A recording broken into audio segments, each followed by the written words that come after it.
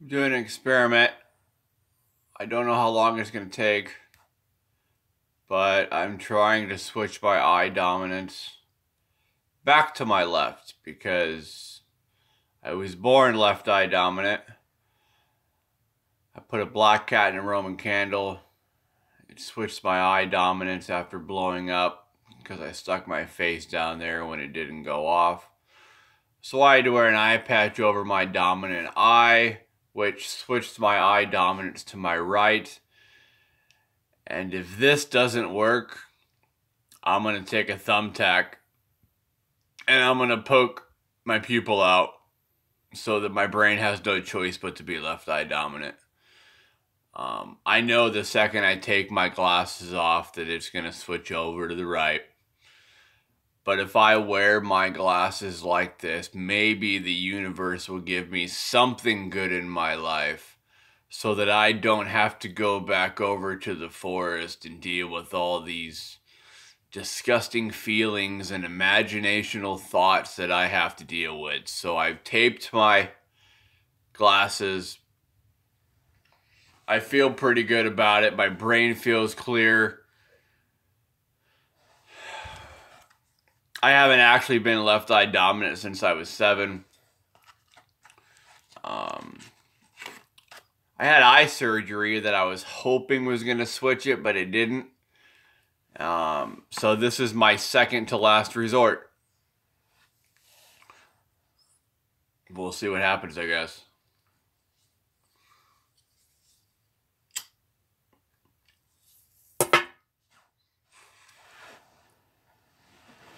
Like, I used to wear an eye patch, and the eye patch would, like, block all the light to my eye.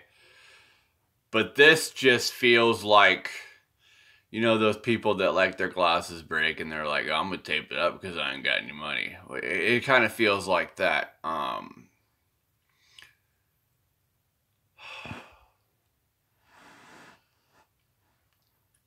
really don't want to poke my eyeball out, but I can't stand feeling small anymore. Being right-eye dominant makes me feel small, makes me loathe, and I just don't like it.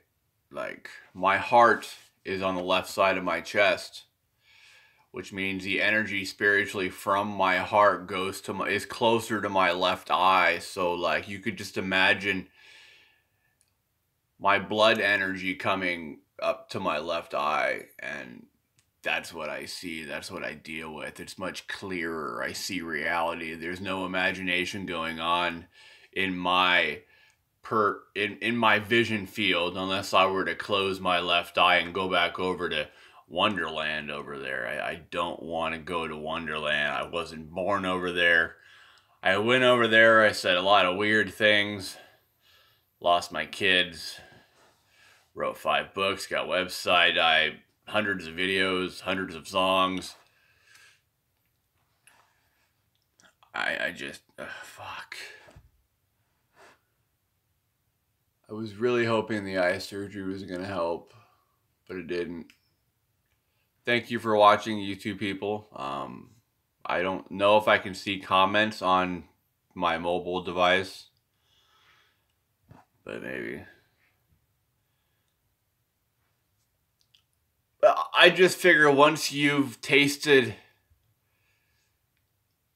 what it's like to be left eye dominant, you don't want to go back. Or you don't want to go to right eye dominance. Right eye dominance is too much imagination. Just don't want to deal with it.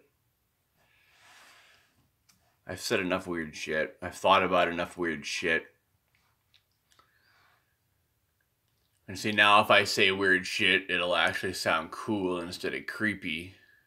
Because it's just creepy over there in my right eye dominance. It's just disgusting. It's like a big blob of oil. And I have to try to swim through this blob of oil. Kind of like the movie The Matrix, where Neo gets up out of that red-pink bathtub and he's got all plugs in him. And I actually have tattoos of those plugs on my body. And then, like, you look over and then you see this baby getting surrounded by a bunch of oil that's plugged in too. Like, I don't want to be in no oil. Like, that's what that whole thing was. That was the subconscious difference of left eye dominance and right eye dominance. And I wasn't born right eye dominant. So, like, it's like you took me out of the pink bathtub and you threw me into the oil and said, ha, fuck you. And you wonder why I come up with so many hundreds of thousands of weird psychology theories about imaginal psychology. Like, it was horrible. I'm 35 years old now. I haven't been left eye dominant since I was 7. And I don't even know if this is going to work. If this doesn't work, I will. I will come on live YouTube outside of the hospital and I will take a thumbtack and I will poke my pupil. And then I will go to the hospital and tell them to, like, just take the eyeball out. And I swear to God, I'll tell them too, if you fix it, I'll just do it again until it's mutilated. Because I'm not going to be right eye dominant anymore. I wasn't born that way. It'd be different if I was born that way. I must be missing some sort of psychological understanding of what right eye dominance is supposed to feel like in its natural state. I don't know. I'm not supposed to be there. Yes, I did privatize all my videos. I'm sorry, I've got somebody after me trying to prove I'm psychotic. She needs to just shut her left eye for 20 minutes and tell me she wants to go stay, and tell me she doesn't want to open up her left eye and, like, get relieved. I enjoy feeling the blood energy from my heart on the left side of my, just everywhere now, because I've switched to my eye dominance with this tape trick. I don't care if it looks retarded. It looks better than an eye patch, doesn't it? I have contacts too, but I'm not even going to bother putting those in. I could care less. Now let's see if I switch. It works pretty well. I didn't think this tape trick, it might mess my lens up. I don't know. We'll find out. But if my lens get messed up, and I can have them clean it. Go to Walmart and say, hey, clean, or wherever I got them from. Lens Crafters or Nebraska Eye Care. I don't know. That day I went to 4 different eye care places. Well, that was my contact day eye places. Like, I just wanted somebody to give me a trial pair of contacts. I said, I will buy a box of contacts if you give me a trial pair. The first people were like, no, we can't do that. We did that once already. I was like, yeah, but I'm buying a box. Like, if I buy a box, it should be a social protocol of your business that you give me a trial pair of contacts. Sorry, we can't do that. So I yelled something crazy at her. She got all flustered. And, I mean, it was a true crazy. Like, my crazy shit is true crazy shit. So it, like, fucks people up. So she gets mad, I pay for my contacts, and I go to somewhere else, and they're like, oh, we don't carry your brand. I'm like, oh, shit. So I go to this third place. I'm like, yeah, we'll give you a trial pair of boxes even cheaper than the first place. And then to find out, the second place I went to sells them the cheapest, and they do have my brand, and it's $60-some a box for 6 of them. What's the price difference there? We got 100, we got 80, we got 60, all for 6 pairs of contacts.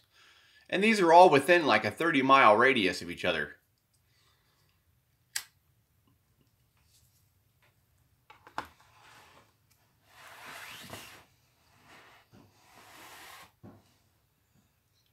Fucking eye doctors. Did your eye doctor teach, I mean, if you wear glasses, did your school teach you your eye dominance? Did your parents teach you your eye dominance? Does nobody think that we need to know our eye dominance? I've asked a lot of people what their eye dominance are. They're like, I don't know. How do you not know what side of your head you live behind? Like, you either look behind your left eye or you look behind your right eye. And then people are like, I'm both eye dominant. Like, no. You're either left or right. It has nothing to do with your hand dominance either. Like, nothing at all. You want to know your eye dominance? You can stick your finger in front of your face and rapidly close one of your eyes. If it moves, that's your eye dominance. So when I go like this and I close my left eye, my finger moves. That means I'm left eye dominant. And then I've met people that can't close their eye by themselves. My mother. God bless her, she's sick and old.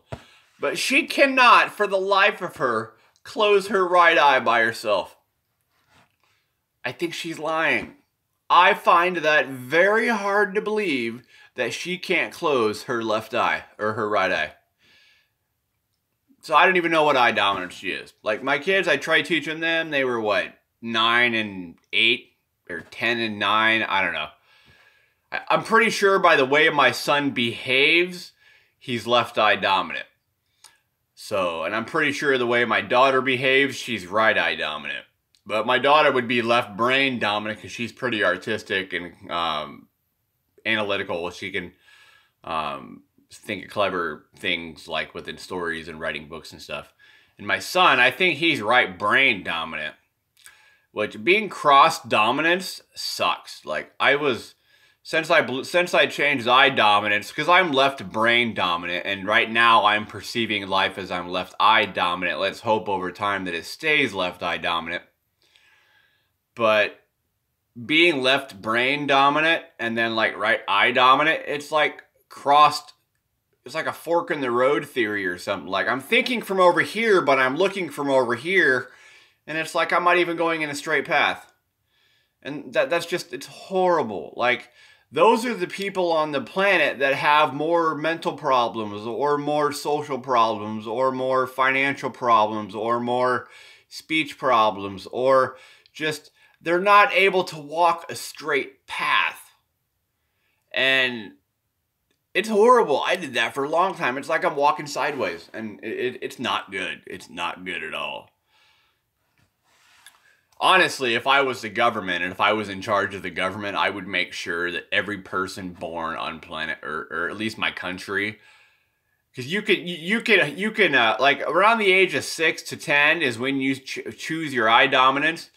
I would do studies on these babies to find out what brain dominance they are, what eye dominance they are, and I would make sure we would change that so they can walk a straight path and have their eye dominance line up with their brain dominance, because that is like a perfect thought, perfect soul, perfect conscious, or perfect decision making that way. It's like, well, I'm on the left, I'm looking left, now I know what to do properly. But if I'm thinking over here and looking over here, it's like, well, over here I can't see, it's like foggy. I can't quite make a decision about what I would do if I was actually looking at the situation in a straightforward manner.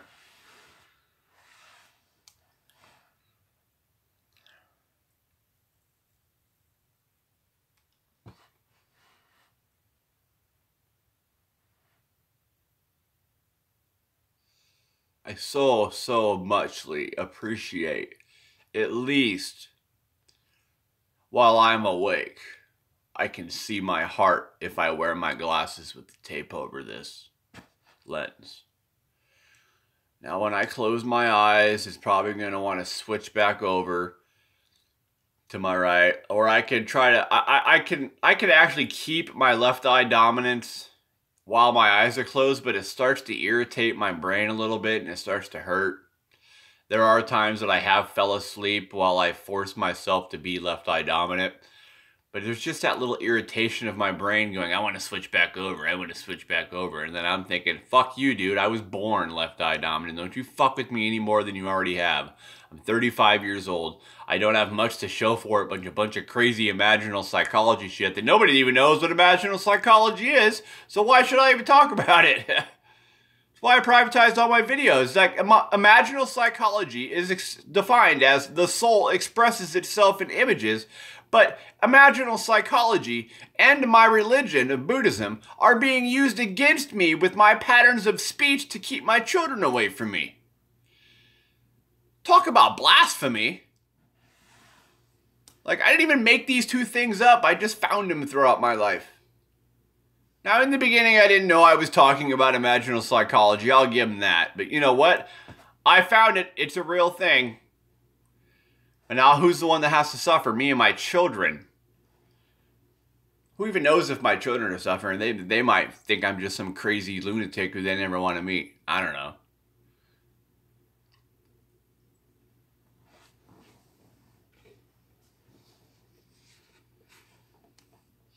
But I feel like I'm at home when I'm on the side of my heart. When I can see my heart with my left eye, but I can't see my heart with my right eye. And I feel like I'm at home because this is where I was supposed to be. I was supposed to see my heart. I was supposed to make my decisions with my heart instead of not.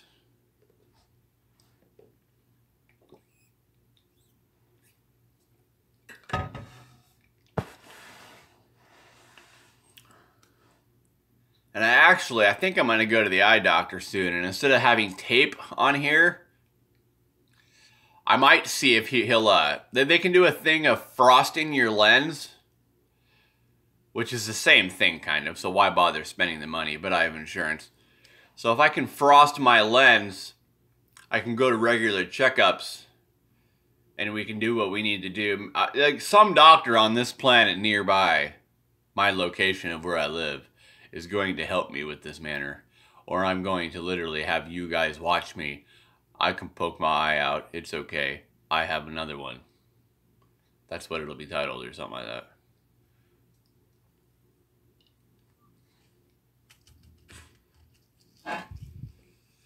Or I'll just put like, it's okay. I have another eyeball.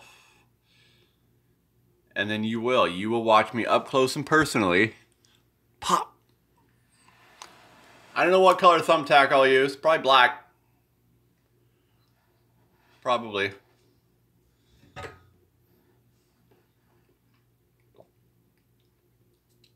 Because when I can see my heart, I don't want to say weird things. I can't promise I won't see weird shit. And it's not even that I'm seeing weird shit. It's that left eye dominance and left brain dominant people are analytical. An analogy, same thing. An analogy is making two things that are opposite look similar. And left eye dominant and left brain, and especially left brain people, are very good at taking two things and making them look similar. So that's why I've done that a lot. And I've said a lot of weird, crazy shit no one on planet Earth's ever said. And then got made look like I was dysfunctional and creepy or something, or a combination of the both.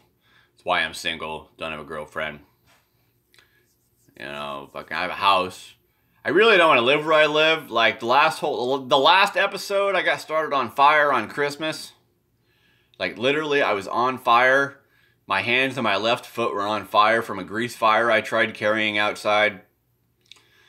And I had to roll around in the snow to get put out. And that caused a lot of psychological problems between left brain dominance and left eye dominance and me being right eye dominant. So somehow this girl at work's like, I'm on my period. And I started laughing. And she was like, I don't think that's funny. I'm like, oh, I think it is. And I'm just not going to tell you why right now. So I proceed to start talking about the menstrual cycle being like a rose, right? And then, like, I don't know, I was sitting in front of my TV and I'm like, it ain't like a rose, it's like a strawberry. So I draw a picture of a strawberry tampon. And I actually have one that I drew.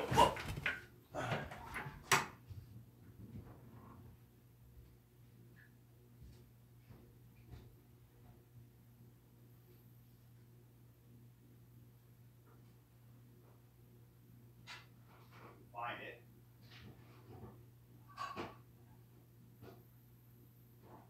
There it is.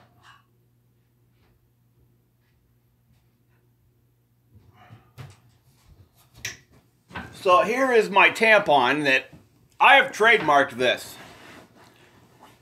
I've trademarked it. And in a couple months, hope it's backwards. I don't know because of the camera, but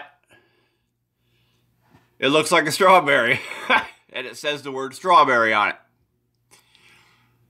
So I trademarked and copyrighted it. And I'm waiting for my government paperwork of my trademark and copyright papers so I can go to the nearest tampon factory and try to sell my idea. And God willing, you will see tampons in the store that look like this for sale.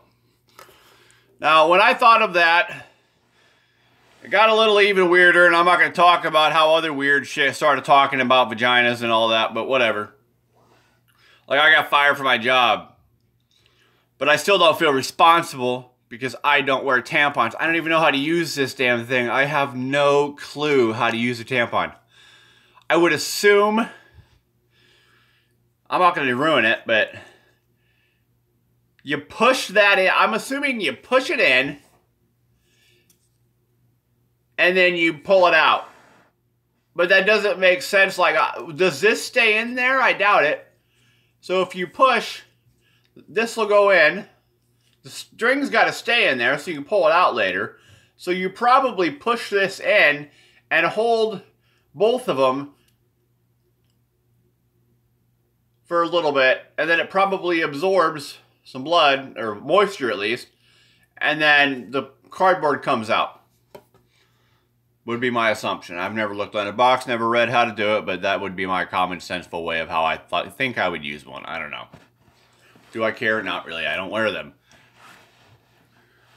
So that tells me that there has to be a woman on planet Earth that would have thought of this.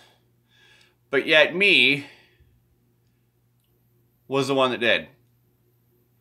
And I lost my job over it. And I don't think I'm respected very much in town anymore. Or they don't talk to me, at least. Well, I don't feel respected, at least. I'm not even going to the bar anymore. Like, I don't give a shit. It's where I used to work. I used to cook at a bar. I hate cooking.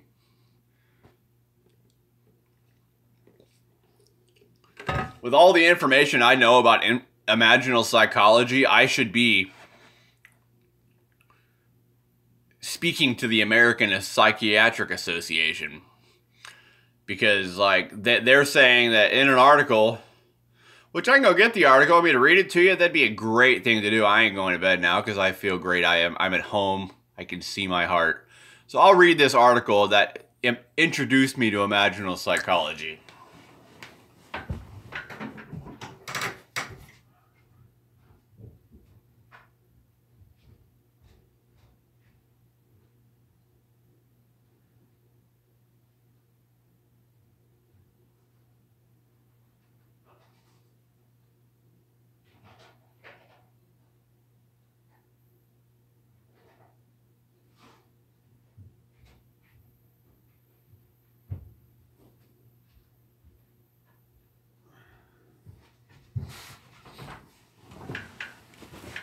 And I'm not afraid to, I'm not hiding information anymore.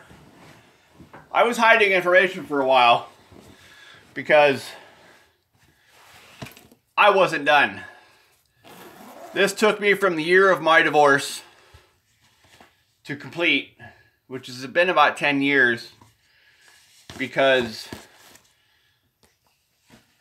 no man on planet Earth has ever bridged imaginal psychology with modern day psychology. But I have. And all the information I need is in this folder and the rest of this book bag. And the rest is in my brain. But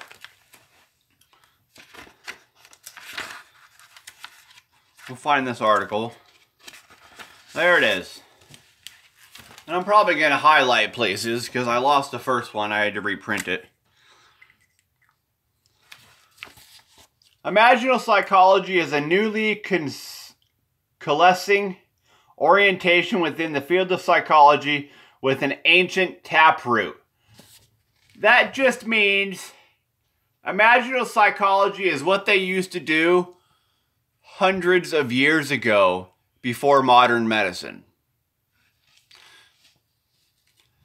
The orientation of imaginal psychology may be situated alongside the 4 other orientations to psychology. Orientation means the original way we humans used to do psychology, and there were 4. So there were 5 technically, because imaginal psychology was probably the 5th one after the other 4 were invented. There was cognitive, behavioral, depth psychology, humanistic psychology, and transpersonal psychology. Aftab Omner, a primary voice within imaginal psychology and an important influence of mine, distinguishes these 5 orientations according to the primary concern of each one. For cognitive behavioral, the original primary concern 80 years ago was behavior, to which mind was added approximately 40 years ago. Within this orientation, now this is important.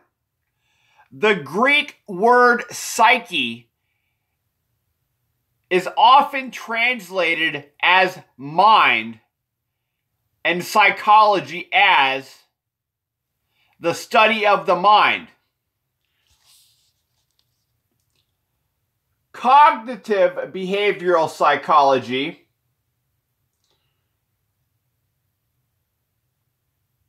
the predominant mainstream orientation reflects the biases of the modern cultural context from which it emerged, with its emphasis on cognition and behavior. This is what we worry about today: cognition and behavior. How smart you are and how you behave according to how you're smart. The other four alternatives. Why am I not seeing this? Hold on a minute. The Greek word psyche is often translated as mind.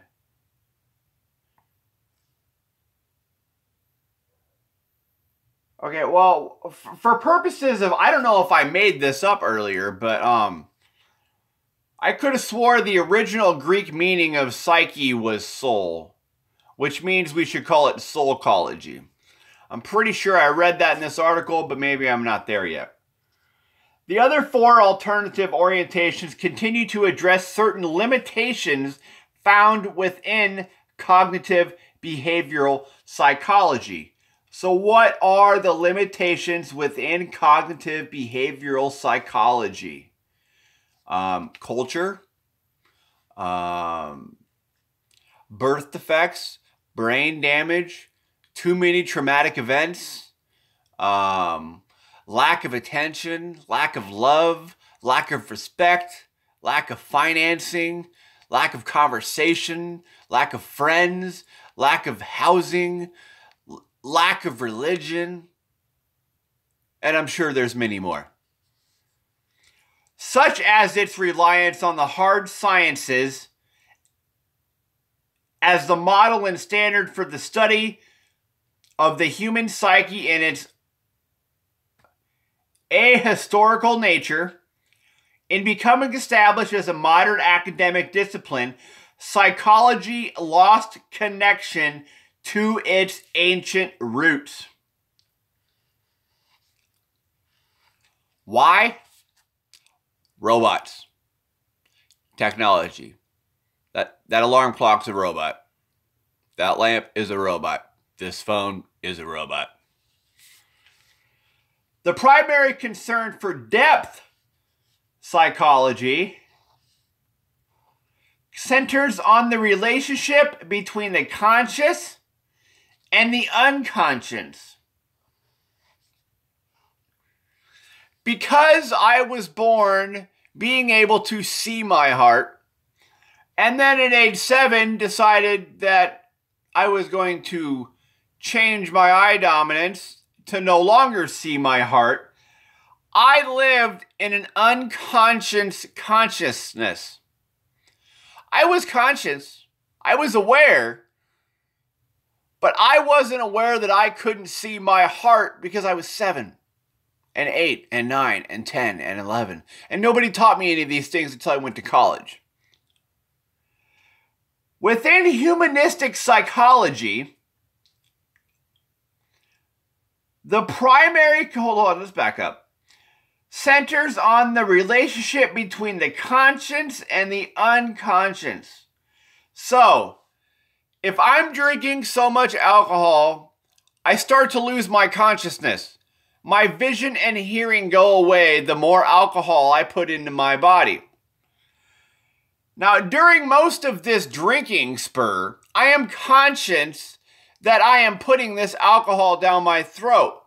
But the more I drink, the less consciousness I have on the matter of me actually doing this manner, which I should know by a certain age that it's not good for my brain.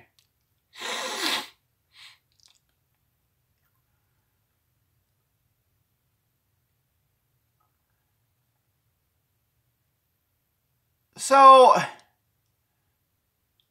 in order to understand, I don't know why this doesn't say subconsciousness. I want to add subconsciousness on here. Depth psychology, in my view, should center on the relationship between the conscious, the subconscious, and the unconscious. Because the unconscious would be your sleep. The subconscious would be your meditative state. And the consciousness would be any other time that you're walking around and not meditating or sleeping. So if you can understand those three conscious states of mind, or unconscious, or states of consciousness, there you go, then you understand how deep shit can go. You want to sit in a corner with your mouth closed, breathing through your nose, with your eyes closed for about an hour without swallowing, in the lotus position? You're going to get to the depth of your subconsciousness by meditating, and there is no limit to the depth that your mind can go. Well, that's a lie. I've been there. But what's on the other side of the rabbit hole? Now, with the consciousness, like, I've drawn pictures of what a consciousness looks like. All humans and animals have the same consciousness. It's hard to see if you're not left eye dominant. It's easiest to see if you're left eye and left brain dominant. And I have a picture of it for you.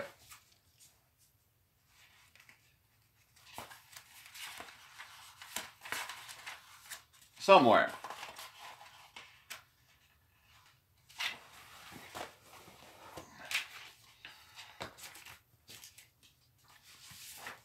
Right here.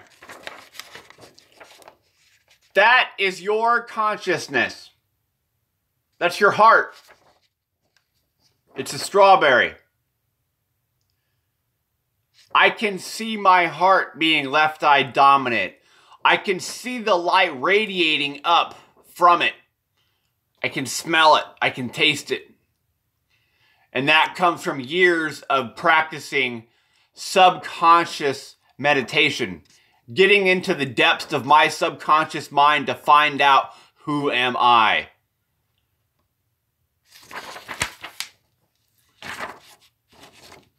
But you can't see that very well if you don't have your right eyeball closed. Close your right eye if you don't know what I'm talking about. That's the Dalmatian, by the way, that knows.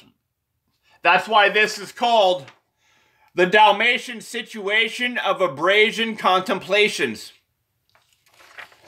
That's what this is. This is your consciousness. Now, you may not practice seeing your consciousness, but in the corner of your mind being right eye dominant, during your most conscious moments is when your left brain dominance and left eye dominance is working the best, even though you may be right eye dominant.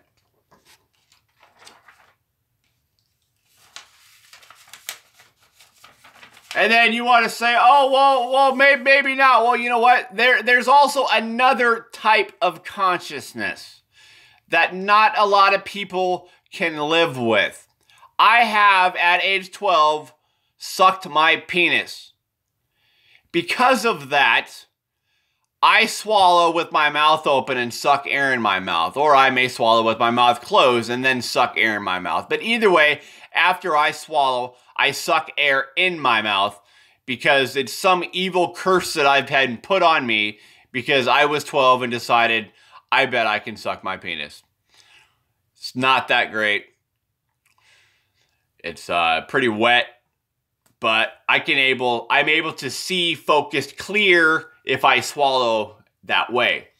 If I were to start blowing air out after swallowing, it would get more rocky and foggy, and I would just start disappearing in like a mist. But I didn't know that this was actually what I was supposed to be doing to stay in my conscious state of mind, in its purest conscious state of mind. because of, well, a lot of head trauma. Let's just put it that way. A lot of head trauma, a lot of bad stuff happened to me in my life with people slipping me drugs. And I wasn't able to figure out how to find my consciousness and stay in my consciousness to be conscious about 98% of the time. That's too bad because I'm 35 now. A lot of years have been wasted and maybe psychiatrists shouldn't have misdiagnosed me. But they did. I've seen all sorts of people's faces. I've seen all sorts of mentally ill people. I've been locked in and out of mental hospitals since I was 18. And it was horrible. Like horrible, horrible, horrible things I've seen in these mental hospitals. And the number one thing I saw, nobody was getting the help they needed. They were being given man-made drugs. A drug's a drug's a drug's a drug's a drug. I don't care who makes it or where it comes from. A drug's a drug.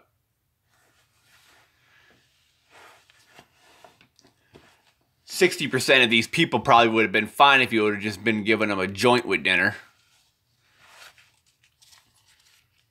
So, within humanistic psychology,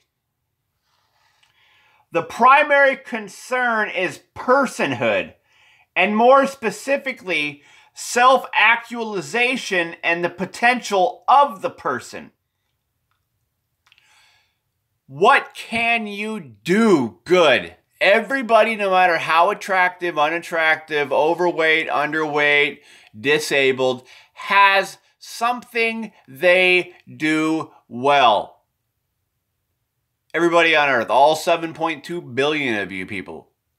It may be something little, but it can still help the community.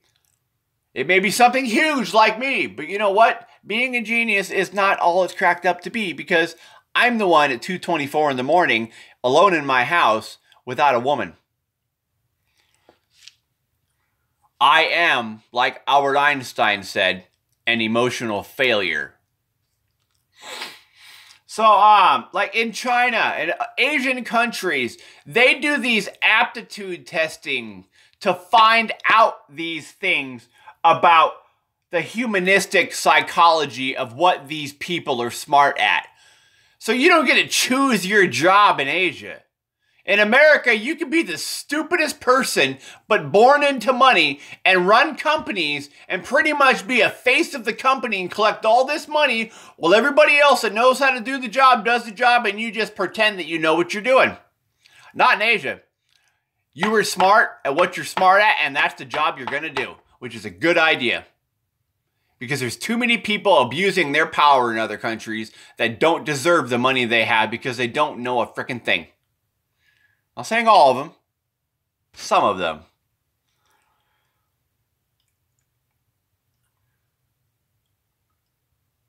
The primary concern within transpersonal psychology is consciousness, with a focus on altered states of consciousness.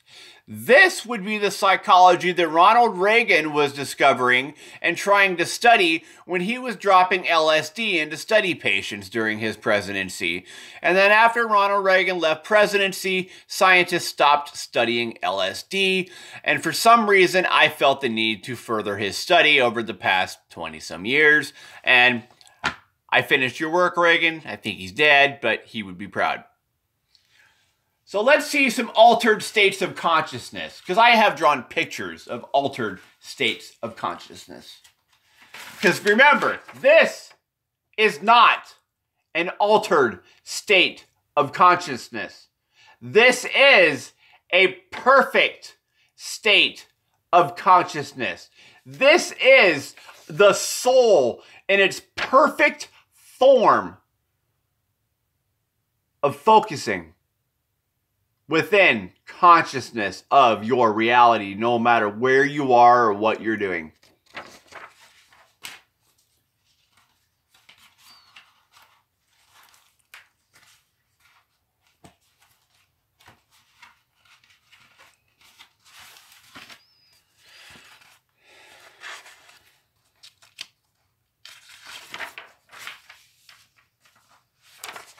There's one.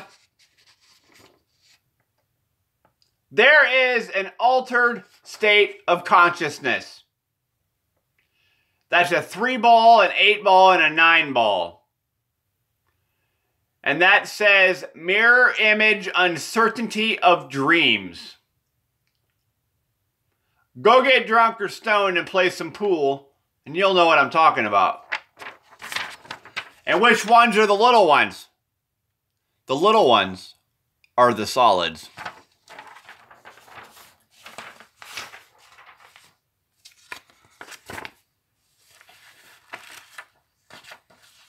Here is another altered state of consciousness.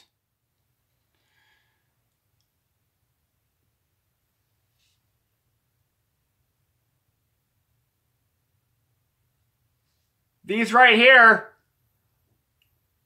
if you were to shut one of your eyeballs, that would be your vision field. My vision field of what I see at any given time is only about the circumference of a basketball. Period. If I shut one eye off, it becomes half of that. Here is another altered state of consciousness. Life of what it looks like from behind my eye while I was staring at my music device, iPod knockoff. There's my nose. There's my eye socket. And that's what I'm looking at. You don't see my eyeball. I don't see my iris and the color of my eye and my pupil and the blood veins in my eye or the white part. I see a clear depiction of what's in front of me. So that's an altered state of consciousness of knocking you back into your skull to show you that you look at life from behind your eyes. Possibly from your pineal gland, which looks down on your visual cortex, which is your third eyeball that you open up when you fall asleep. Here is another altered state of consciousness, but this one does not require your head. This is your hand. You looked at your hand one time, and you were like, I have Velcro gloves. And you're like, no, that ain't right. I have Velcro gloves. So, like, I have Velcro gloves? No, I have Velcro gloves. That's an altered state of consciousness. This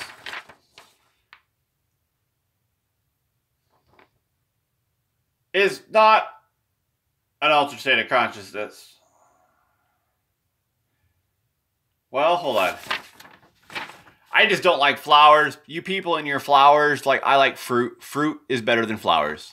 I don't know what belief systems you guys the planet has with flowers and the moon possessing strange powers with some wolf. I don't know what you guys are all talking about. I've heard about it, but you kind of freak me out because, like, I like fruit. Like, the Garden of Eden was about fruit, but whatever. I just don't know if I can explain this picture. It has a rose on it. I'll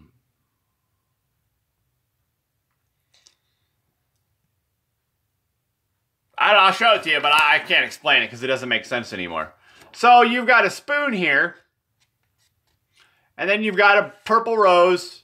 You've got this right here is supposed to be the air you suck in your nose when you sniff. And then why? No reason. I don't know. I don't know if that was an altered state of consciousness or just an imagination thing that I had to draw because I watched this movie called Rubber, which was about a serial killer tire. And the first, like, 5 minutes is hilarious. And then it got kind of scary, and I didn't watch it anymore. Okay, this is an altered states of consciousness. Actually, it's two altered states of consciousness into one. So and this is more or less the, it's got a rose there too. But you see right here that it's like, this is like almost, I'll just tell you what it is. I'll read the back. If you have glasses, you have a glass jaw. If you don't have glasses, you live in a glass house. The opening to the cave that you see is the air being burnt by a match. So, like, these are eyeballs, and these are all the people that have perfect vision, and they can see clearly. Their eyeballs are crisp. They don't have to worry about seeing blurry things and having distortion within their vision when they have their glasses off. But if you're wearing glasses, you can see clearly right here.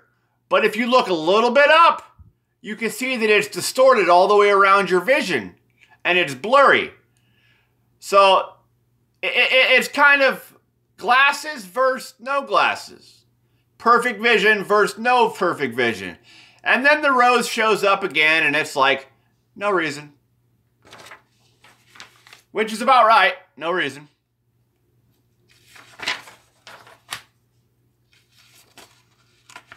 That wasn't appropriate for YouTube, so. Okay, I drew this when I was dating a very sweet girl that was really, really depressed, and I did not know how to help her because depression, like, if you're not the best at being depressed, you need some serious help. Like, I don't even know if I said that right. I may not have. But if you're depressed, like, I don't think electroshock therapy is what she should have had, because she forgot who I was afterwards. Then her mom lied to her about me, and she don't want to talk to me anymore. Okay, so this is a valley of pain. These are the tears. This is the sunset, which is also the eyeball. And then pain. This represents an altered state of consciousness that she does not like to see. Everything she sees is pain. So she's depressed. And the more the eyeball dries out of water, the more it sinks into the hole and will eventually deplete into nothingness or death. She had tried killing herself about 9 times by the time I broke up with her. Or after, well, she broke up with me because her mom lied to her, because she didn't remember anything about our relationship, so her mom lied, and then, well, there's the end of that one. She was such a sweet girl, though. Now this. This might offend some people that have differences between red and blue. I call this jealousy versus envy. Or no, jealousy is envy. Suffering is greed. That was I was quoting Tupac off of one of his songs. But this is the blue pill. Which the blue pill are people that won't say the word never mind. I don't know why. You don't say that word. Whatever, you're weird. You can refer to one of my other videos about rainbows that might be made out of plastic. I don't know. I think you can say that word, though. This is a red pill. And they are fighting. You got fire and ice fighting. They're blowing their air at each other. But then in the middle here, you've got the sleep pattern. When everybody closes their eyes, they see the same thing. Black curtain. It might be thicker for the right eye dominant person. It might be very thin for the left eye dominant person. But no matter what happens, you all fall back into the same dream sleep pattern and go through the 5 stages of sleep. And we all have a heart. And we all know what our heart is. Do you remember what your heart was? That's what your heart was. It was a strawberry. This is another altered states of consciousness that does not have to do with the face.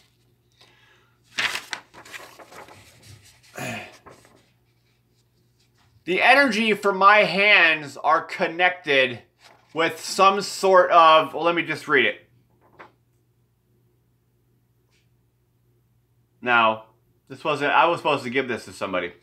Anyways, so these are handcuffs they're not really handcuffs. They're hair ties.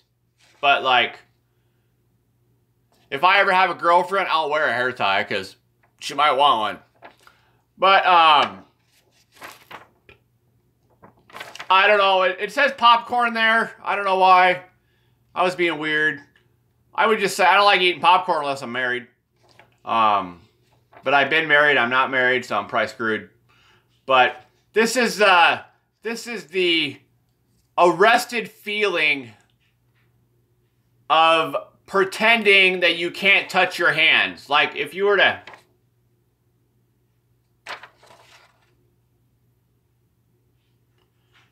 go like that, maybe hold them and press them together a little bit, and then pull them apart. You can feel the energy depleting from your fingertips and kind of creating that purple line of energy. The static electricity part of that, at least. So that was an altered state of consciousness. Here's like the worst one that I currently live in. That's all that's left of my whole being. I'm in a hole, reaching out for someone to grab me, and I don't want a man to grab me. I want a woman. But I've been stuck here for years, trying to find someone to help me out. But nobody wants to deal with me if I'm going to be right-eye dominant, because I'm not supposed to be right-eye dominant. Being right-eye dominant makes me just look fucking creepy because I know what it's like to see my heart. I've been here before. So, we now have tape on my glasses. And I'll just tell people my glasses are broke. Oh, I didn't know I had two of those. Okay, these. Find your center. This is the Mushroom Squad police. I'm sorry, ladies. If a penis looks like a mushroom, so does your clit. Pardon my sex talk there, but mine's just bigger. So find your center. I kind of like that. It was a little mushroom car. Wee-oo, wee-oo, wee-oo, wee-oo. Sex police are coming. That's an altered state of consciousness. It's too much for you? I still got 2 viewers. Longest time I've had 2 viewers on. Okay. Some of these, I don't know, man. Hold on, I gotta stretch my leg. Ow. I'm too old to sit Indian style that long. Okay, so this is a balloon. This altered state of consciousness would represent what it's like to not be able to sleep. When you can't sleep, your head just feels like there's so much air in it. You feel like a balloon. And then you've got your mouth over here because, you know, you can't talk, so it's like you're in jail because it's 2:40 in the morning. You ain't got nobody to talk to, so you're in jail on that issue. You've got your heart over here underneath your left eye, you know, and then you try closing your eyes, blah, blah, blah. But you still got the bright energy from the sun over here because you can't sleep. And then over here you got the forest, which is your right side of your face, and you got a tire swing, and you got a tree, and maybe some birds or some squirrels, you know. And then you're just thinking about all aspects of life, and you're just like, why am I not asleep? Because your head feels like a balloon, and you're in jail because there's nobody to talk to make you feel comfortable, so you just get more air put into this balloon, and more air put into this balloon, until finally the daytime comes up, and you decide, well, I'm going to go do something because it's daylight out. Or finally, you stay up long enough, you're so tired, you fall asleep at 10 o'clock in the morning, and then you sleep all day. So that's an altered state of consciousness that happens within people that are bipolar. Not a good thing.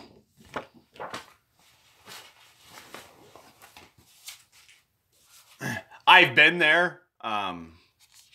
So I used to be bipolar, but then I put tape on my eye. Okay, This is something that I'm crediting somebody else to, but I cannot find his name or the video on YouTube. According to this doctor of psychology, this is what our subconscious mind looks like. I don't know what that's red, by the way. I don't know. Like I've searched high and low for this video and it must have got taken off. But I saw this one day and I was like, it looks like a bloody egg. What the hell? But you can visit this state of mind if you close your eyes and breathe through your nose for an hour without swallowing. You can sit in lotus position. You can stand up and meditate for all I care.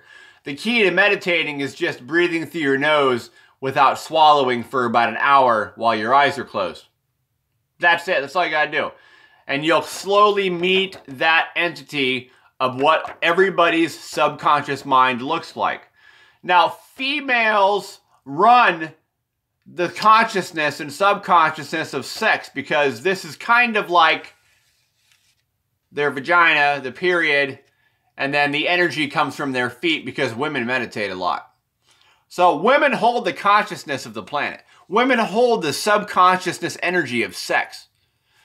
And then we treat them like crap, and a lot of them like it, and I don't know why.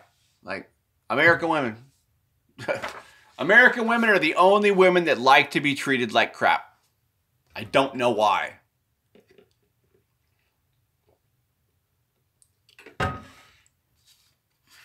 This, I don't even know.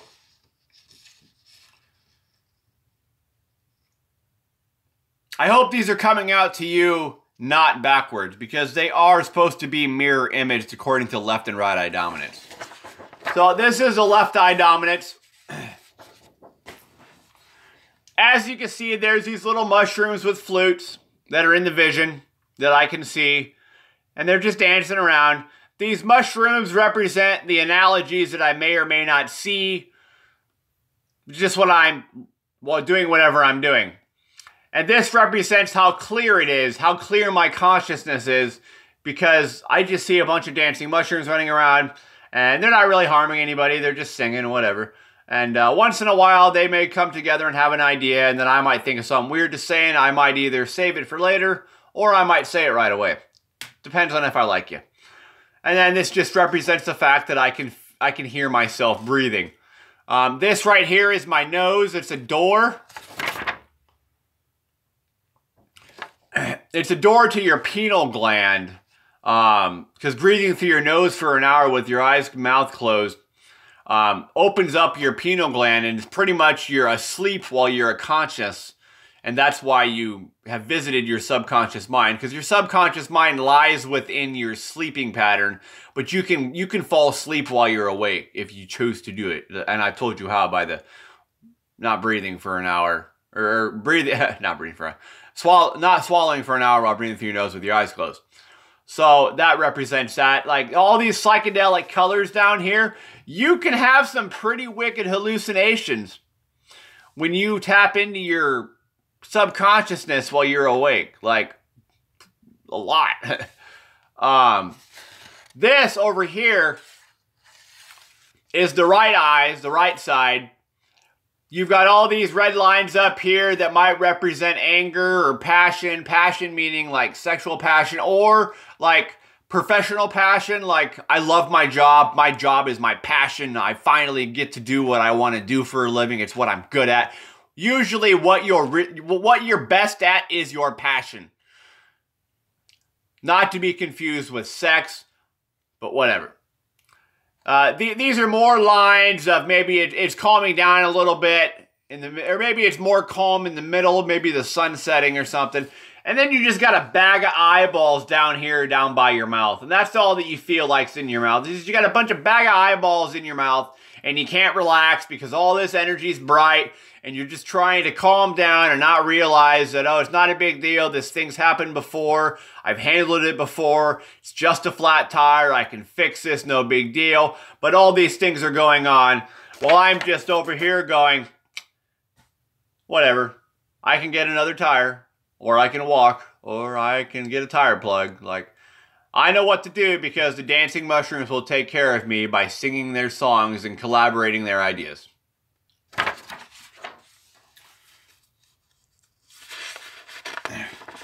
This is another altered states of consciousness. This is the left side again.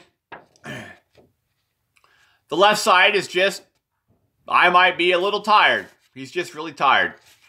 Now, when the right eye side gets tired, we start feeling like we're drowning a little bit, and like we got eyeballs within our eyeballs, and everything becomes a copy of a copy of a copy of a copy, and it's like deja vu times 5,000 every second or something like that. And then, every time you're swallowing or whatever, you can't seem to get the right amount of air. So, you feel like you got eyeballs coming out of your mouth or whatever. Or maybe they're bubbles because you're drowning. But either way, you're both still tired. It's just, I'm going to do what I got to do. I'm going to wake up, deal with life, go to bed.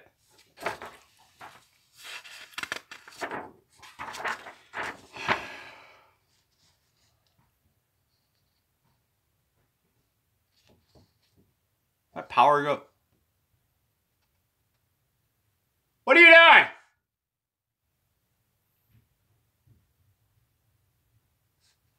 Stupid animals. Leave the power alone, dude. Okay. The right side is like mustard on top of a tree stump. The tree stump would be your foot.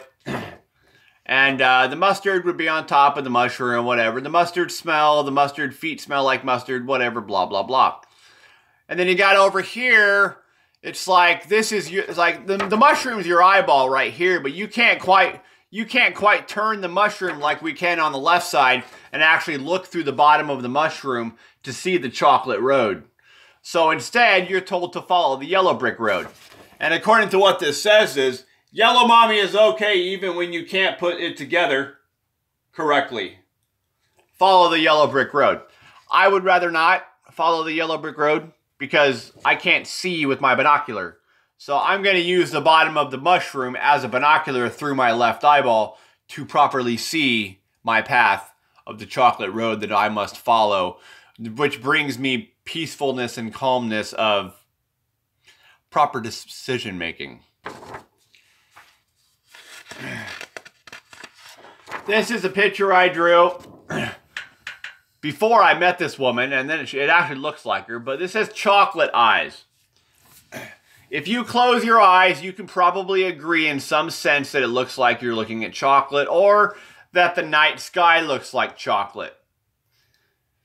When you end up getting done meditating, and you open your eyes, uncross your legs, and then swallow, it's like you ate that eyeball of your dream that you were having, because that's what meditation is. It's consciously dreaming.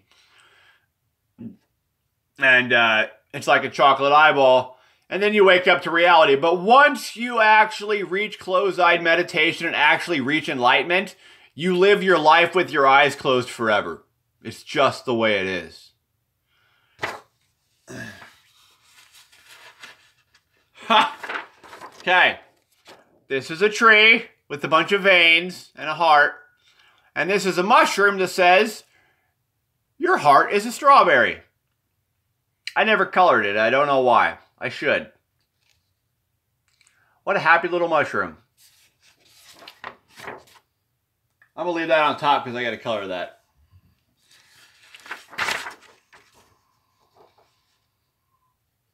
It's kind of a repeat. Okay, this is a picture of a left eye dominant person's soul and a right eye dominant person's soul. A left eye dominant person's soul is all red because your heart's red. The energy from your heart's red. Smells, tastes, feels, touches. It's all red. All the senses know it's red, which is why we're able to live so clearly, because blood is the essence of life.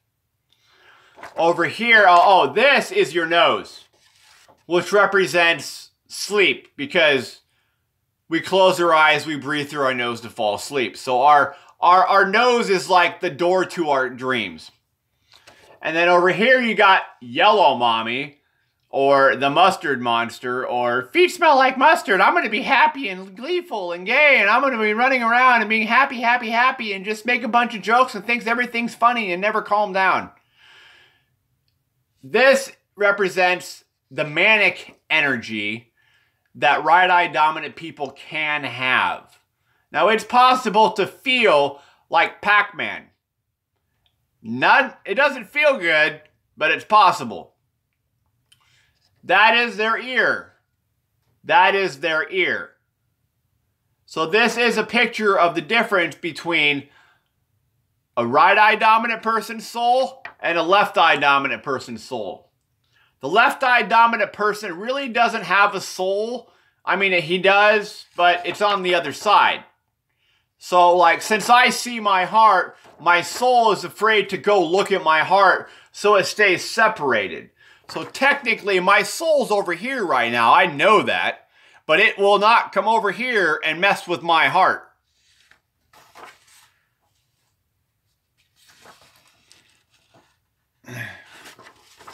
This represents bad decisions. How you feel when you're strung out on a bunch of drugs, doing a bunch of bad things, just being an evil person. An altered state of consciousness of the Joker or the Jester. You've got the left eye side over here, the heart's drooping down, the mouth is ha ha ha ha, and then you got the right eyeball with the foot coming out with the bumblebee on top of it. And then you got the Playboy bunny over here that's a little bit white, but mostly black because it's been so damaged by the indecision and bad stuff that we've done. This represents sin. This is a picture of an altered state of consciousness during our decision to create sin.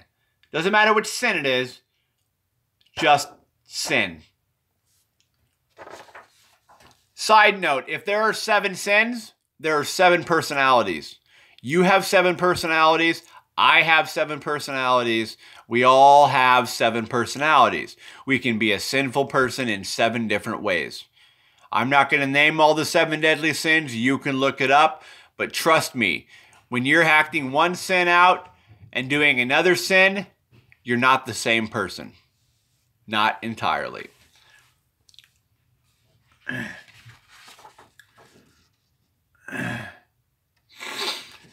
Another altered states of consciousness. You've got your eyes are closed. You can feel your nose breathing. You're breathing in what looks like a rainbow. And you just can't relax because your the back of your eyelids kind of shimmer and shine like diamonds. And then you just notice that these lines are all the noises that you can hear, and they're just rushing past your head, and they're rushing past your head. And you keep trying to snort, you keep trying to convince yourself that it's just a spider web, it's just a spider web, or it's just a piece of cotton. It's take the cotton out of your ears and stick it in your mouth. And then you might be like, oh, well, I yawned. Oh, well, why does it feel like I have cotton in my ears when I yawn? You know, I should be able to take that out of my ears, relax, and fall asleep. But you keep breathing this rainbow, and you don't know what to do, and you know your third eyeball's trying to open up, and you start getting sick right here in the middle of your forehead, and you got to get up and go do something. Because you can't sit there and do nothing.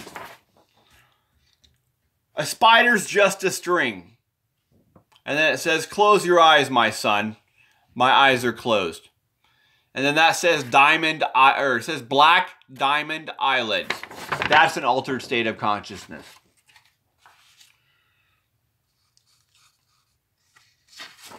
This. I'm going to let you read that yourself. This is your brain. This is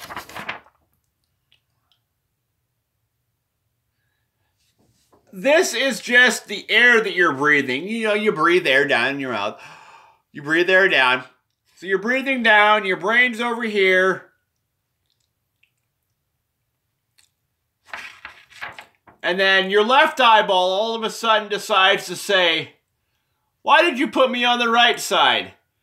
It's just a window over here. I don't want to be a window. Does it look like I want to be a window? No, I do not want to be a window. I want to be a human, not a window. But right eye dominant people are tending to just be windows nowadays.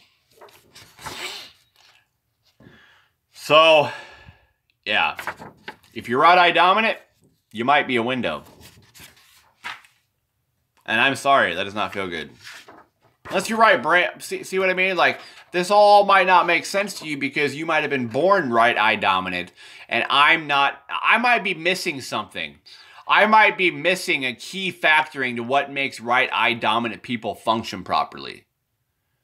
I'm just telling you, when I was right eye dominant, I do not function right. So if I take my glasses off, I don't function properly. It's just the way it is. And I'm going to wear these glasses every day, all day. I don't care if I close my eyes and I have to... I'll have to talk to a doctor about that. Okay, this...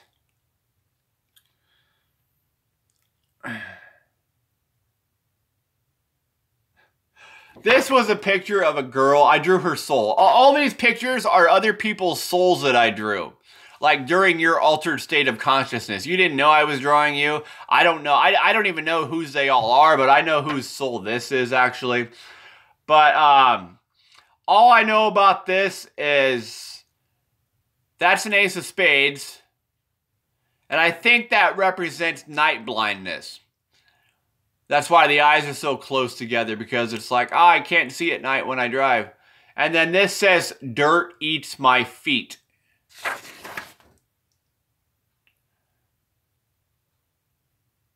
And then, like, the ears are red, the mouth is red, the eyes are red. But you can't see at night when you drive. So you gotta wear glasses. But it's kind of like broken. Like, the ace of spades is kind of broken because she's night blind and needs glasses.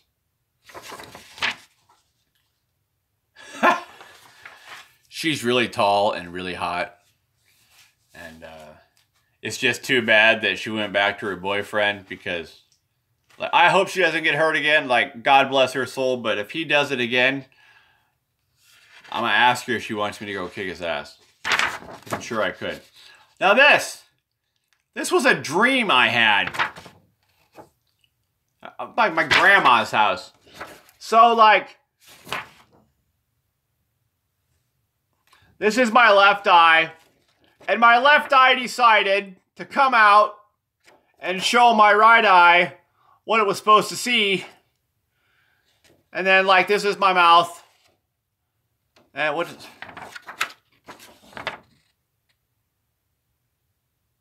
I don't know what that is. I forgot. My neck. That's my neck. My shackles. I don't know. So this just makes like both my eyes are red now. But see, that's not true. If I took my glasses off and my eye dominant switched to my right eyeball would not feel red. I would no longer be able to see my heart, and it would piss me off. And I get sad and depressed, and I'd feel disgusting. Oh, just want to vomit all day long until my insides come out. But that's what that was about, I guess. Trying to show me, like, yeah, you can wish all day long that you got two red eyeballs, or that both your eyeballs can see your heart, but it'll never happen.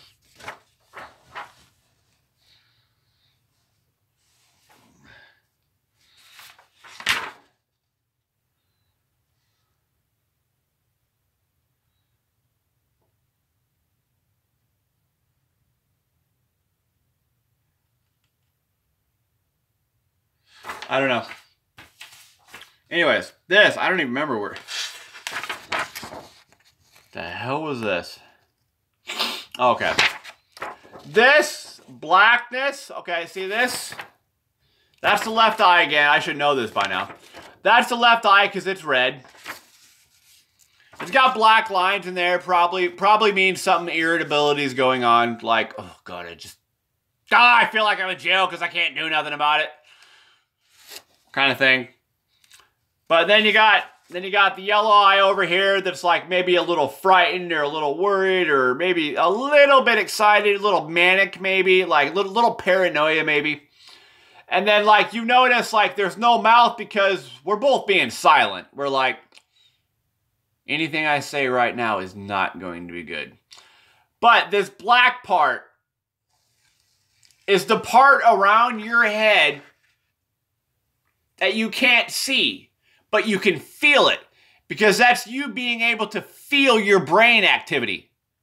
But you can't see it, but it's probably about this big. It's like a black hat that we always wear, that we can feel it. We can feel our brain activity working, but we can't see it. I mean, we can't see our ears. We can't see our eyes. We can't see above our head. We can't see that, but we can always feel that activity.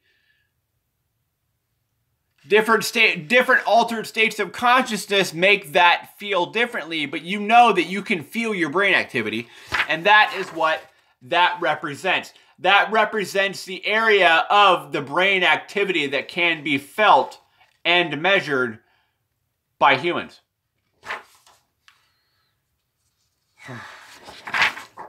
I wish this was me. I wish I was just an eyeball. I just wish this was me, that's all. I wish this was me. And I lived in a cup. And I came up and I talked telepathic.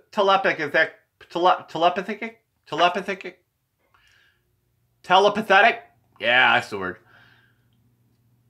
I wish that was me. That's my favorite drawing. I wish that was me. We're gonna frame that one. This one. Okay, for the dumb bitch who told me there was no spoon, I've had blowjobs. There is a spoon. You're dumb. But those are like the yellow eyeballs. That's like the spoon, which is like represents the nose, but like, yeah, there's a spoon. There's lots of spoons. Like, you've heard Alanis Morissette says, 10,000 spoons and all you need is a knife. Like, there's lots of spoons. It's just, unfortunately, I'm not getting any blowjobs at the moment.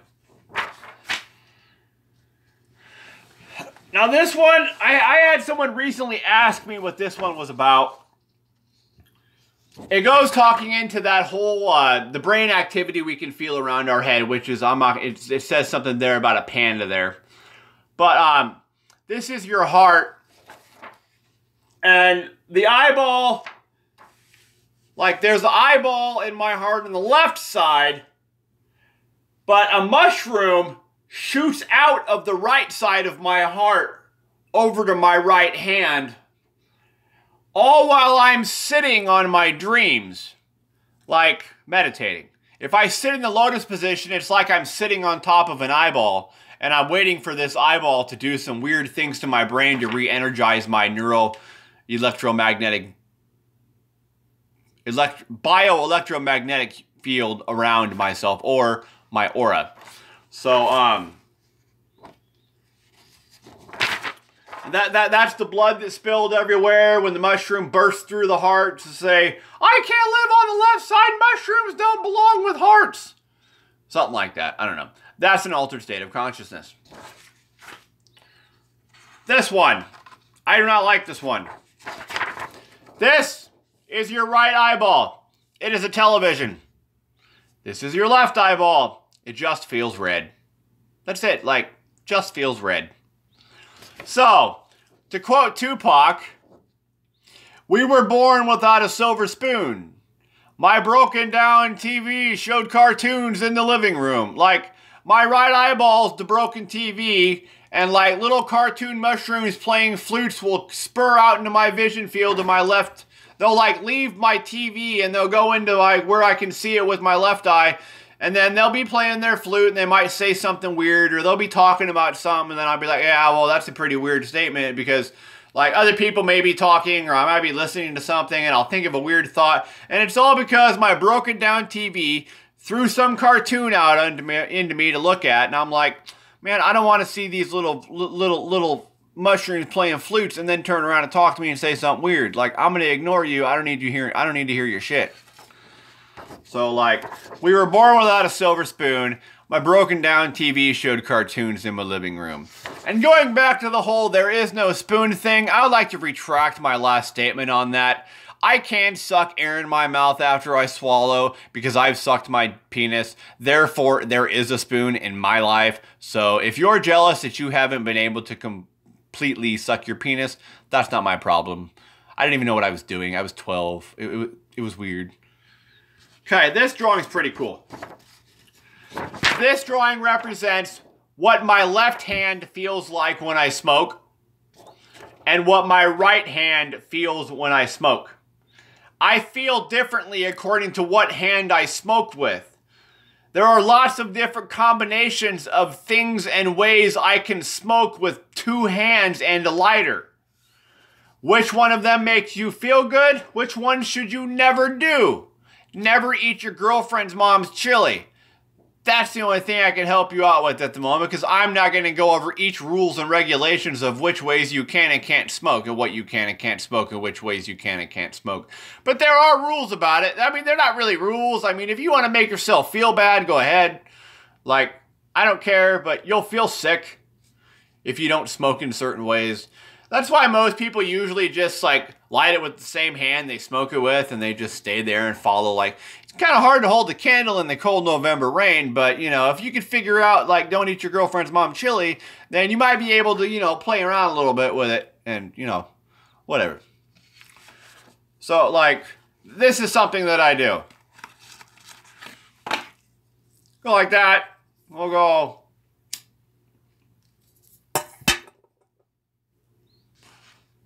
It's my right hand. I'm going to go back to my left hand.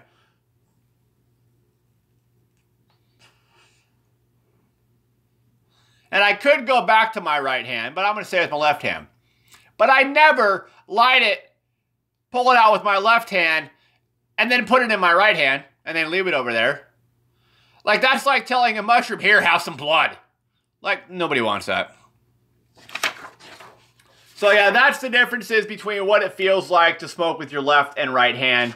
And there are lots of more rules. I don't know, it just makes me feel that way. I'm just telling you how I feel. If I can't tell you how I feel and you're going to tell me I can't watch my children because I can't talk about how I feel, then I feel psychology's doomed. This one, it's a copy of the original. I sent it to a girl in Florida that I don't talk to anymore. She must have changed her phone number. She was pretty depressed.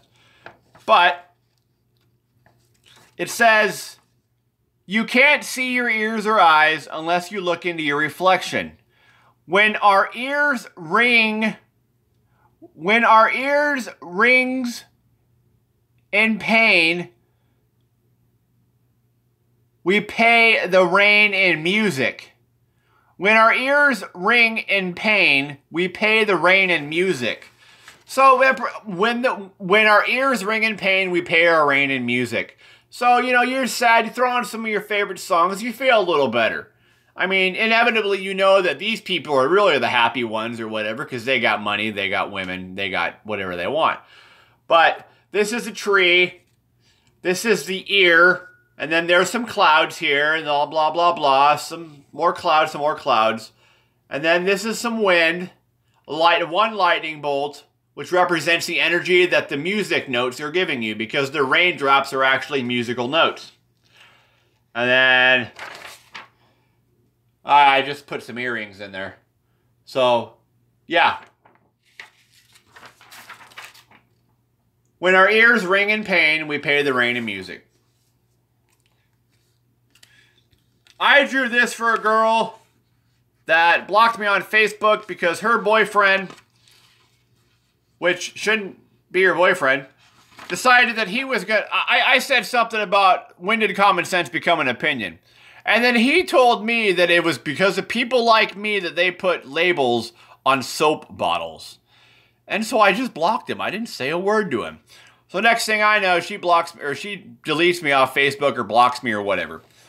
But I drew this. It's the nighttime. Like, this is kind of what you see at night. And it says down here, I can't see my ears or eyes. And like this is the orange moon smoking some green bubbles, which represents weef or marijuana, weef, whatever. So the green bubbles, like that's the pipe. The pipe's gray. The moon's eyes are gray.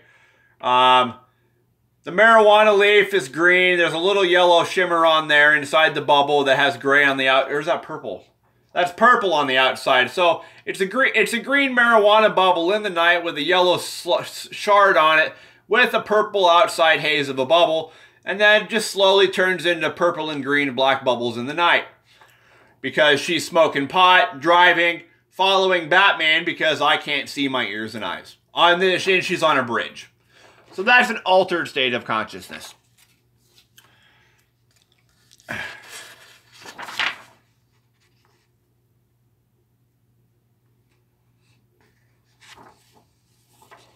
This is a vampire mushroom sitting on a tree. And I'm just over here going, I don't know what they do on that right eyeball. On that right side. I don't know what y'all doing over there, but like, you could try to make your way over here, but the mushroom is never going to be let inside the red. It's never going to happen. You can turn into a vampire all you want, blah, blah, blah, but I am not a vampire. I am a human. So, we got a purple, the tree's brown, of course. We got the purple, body to the mushroom. We got the heart, which is red. That's more purple, a purple necked mushroom. And then the mushroom's happy. It's got some vampire teeth. And it's got one eyeball. Whatever. That would probably, if I had to say off the top of my head, what it would feel like if you were meditating as left eye dominant. Which I do not suggest you sit in the dark, sir.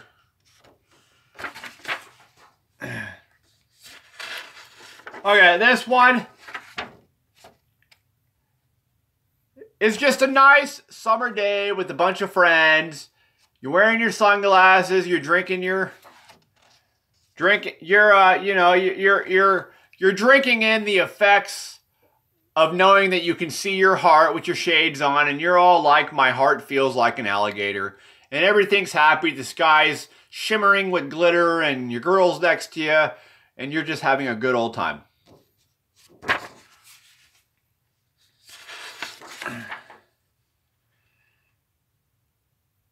This altered state of consciousness is just confusion. That's like cotton just like exploding in between your ears, and you got your third eyeball up here, so your dreams are trying to come out the top of your head, and your two eyeballs are down here at the bottom of your earlobes, and the middle of your head just feels all confused, and everything's popping around, and you don't know what to do. No idea. No idea at all. Confusion.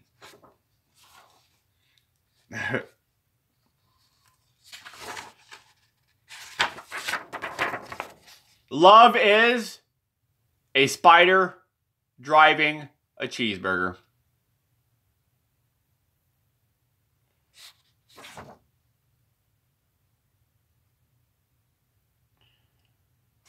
That's all I had to say about that, I guess.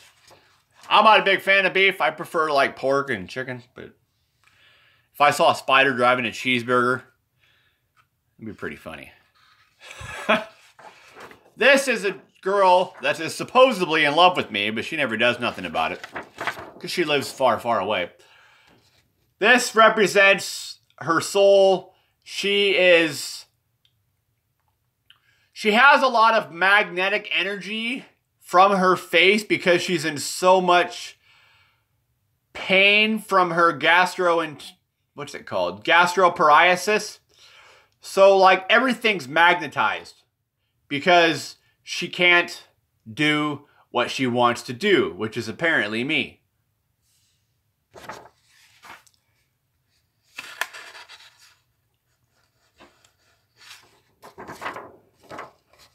This is the consciousness of your subconsciousness. Or it's the subconsciousness of your subconsciousness's subconsciousness. Or however you want to say it.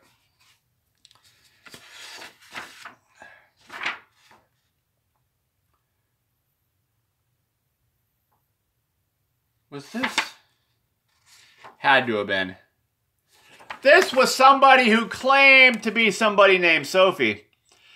And apparently she was a liar because this was a sin.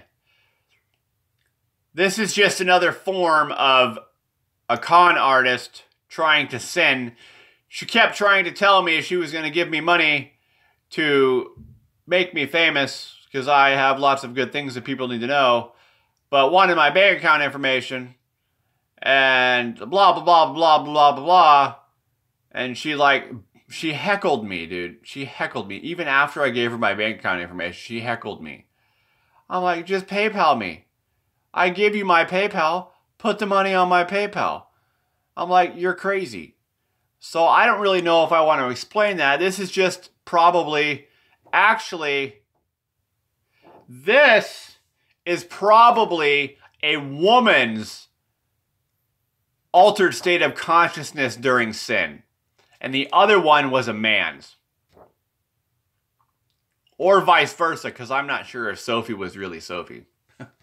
I mean, she did call me a couple times, but I couldn't tell if it was a guy or girl. I had no idea.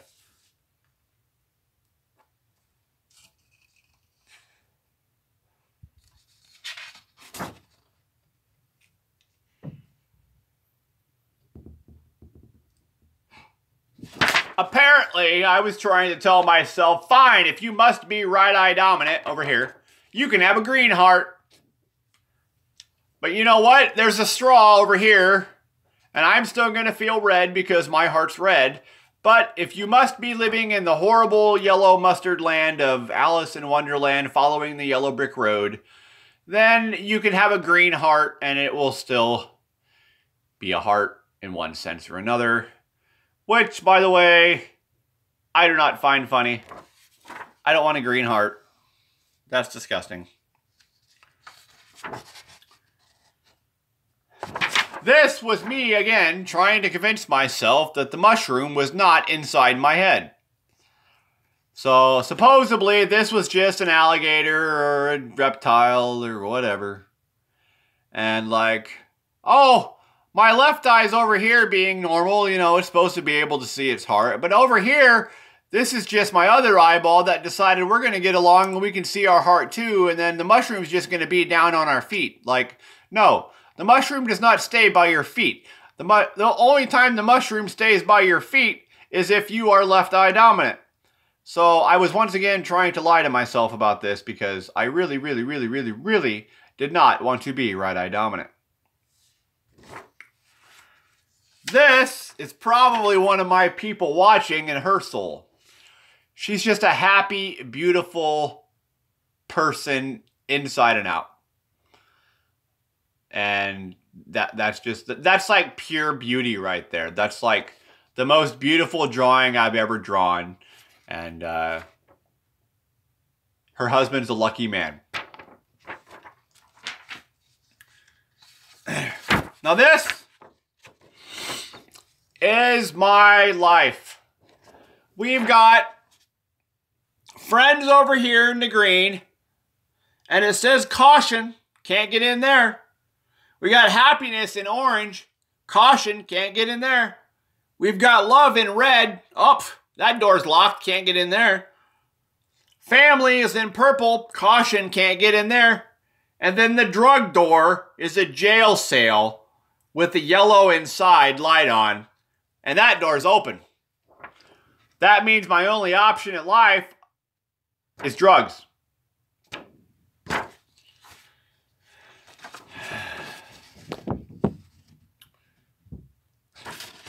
That was me, once again, trying to convince myself when I'm right-eye dominant, the mushroom's at my feet. No, the mushroom's in my head.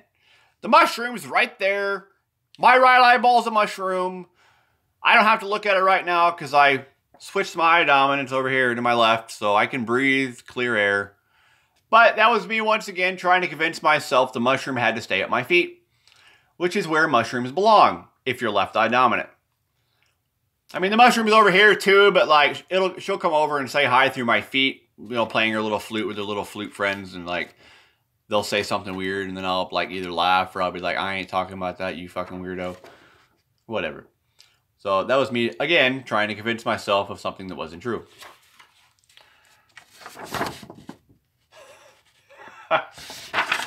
This is the dumbest drawing I've ever drawn. This is a rose that grew from my heart to my left eye. And then a rose tried to grow over to my right eye, but fell down and ended up just being a black hole. But we all know it's supposed to be a strawberry, not a rose. The moon does not possess some strange powers because of a wolf with red roses.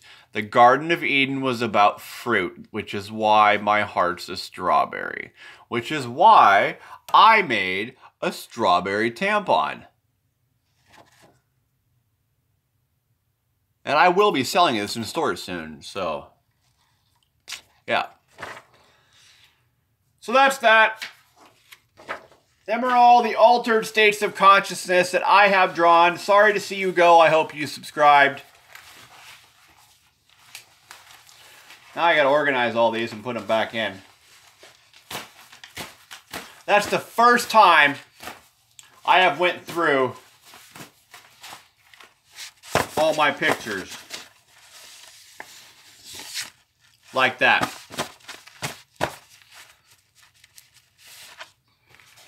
I gotta color that one too.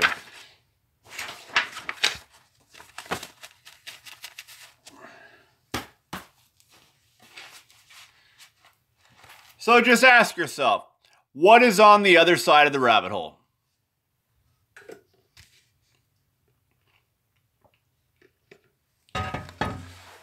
Okay, back to homework. If I can find my marker. Okay.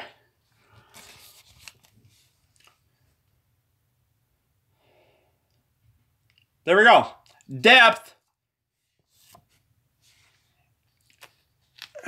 I'm too close. I'm too close. I'm too close to you.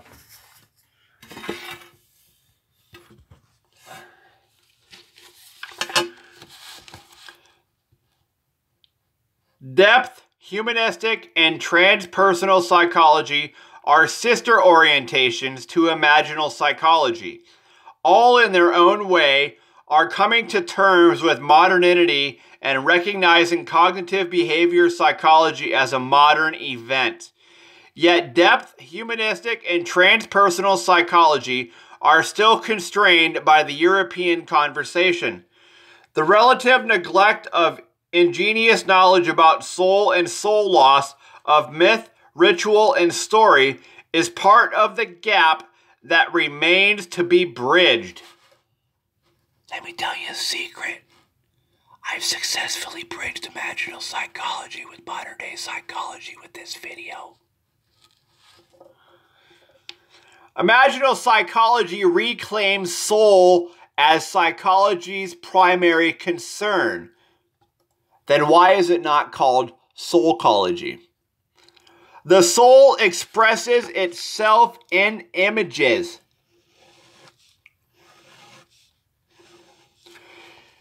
Care of the soul asks that we pay close attention to the images we inhabit. Imaginal psychology has its roots in the transformative practices that are at the core of many spiritual traditions and the creative arts. In the last 100 years, modern depth psychology has rediscovered these sacred potentials. Imaginal psychology traces this vein of gold through its ancient and modern manifestation in ways relative to our contemporary lives, enabling a distant postmodern psychology to emerge.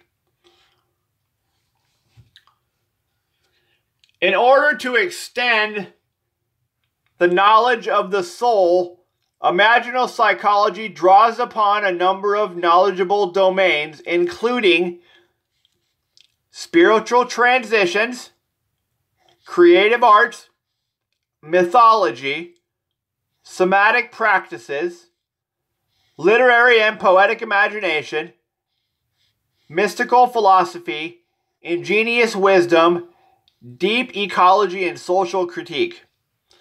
By drawing upon these knowledge domains, Imaginal Psychology taps into sources of wisdom and transform practices that predate to modern period and transcend mainstream psychology Eurocentric discourse. So, spiritual traditions. Don't tell me you don't do things with your body specific ways, like do you always wipe with your right hand? If you were to wipe with your left hand, would you feel uncomfortable? Do you brush your teeth with your left hand? Do you do it for 5 minutes? Do you do it for 3 rounds? Do you not brush your teeth because you want to lose them? Do you pick your nose? Do you play with your hair? Do you chew on your hair? These are all spiritual traditions in modern day times. Little things like that. Do you make sure your doors are locked before you leave the house? It's called paranoia within spiritual traditions. Do you make sure you set 7 different alarms on your phone to make sure you wake up? That's a spiritual tradition because you want to take care of yourself. Creative arts. You've seen some of my created arts. I can make visual arts too by saying weird things. That's been done on this video. Mythology. We talked about that. If I take a if I light a cigarette with my left hand, pull it in my left hand, and then take it over to my right hand and continue to smoke it with my right hand, that would make me feel bad. Therefore, it's a myth that it makes me feel bad because it might not make you feel bad. So that might be a myth then, if it's not true to you. Poetic imagination. You want to hear a poem? Here. Good thing I got 8 hours to do this.